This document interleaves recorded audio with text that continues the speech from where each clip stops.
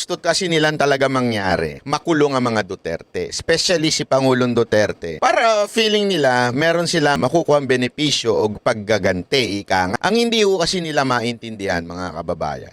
Ito ho'y estratehiya ni Pangulong Duterte, kaya nga kung maalala ninyo, di ba, meron pa silang pag-uusap ni VP Sara Duterte, kamusta ang ano ko? Sabi niya, best actor, anong ratings ko? Mantakin mo. Alam mo yon, sabi ko nga, kakaiba talaga ito mga Duterte. Ito yung harap-harapang ginagago nila yung Quadcom. Tapos at the same time, mga kababayan, at the same time, sila po ay nakakapuntos sa taong bayan. Paano ko kako na manasabi ang gayan? Kasi ganito lang, simple lang ha. Si Pangulong Duterte alam naman po natin, nakilala siya at nanalo siya dahil sa mga pahayag niya na papatayin ko kayong mga kriminal. Tataba ang mga isda sa Manila Bay. Tandaan ninyo, huling Pasko nyo na yan. Yan ang dahilan kung bakit po siya nanalo.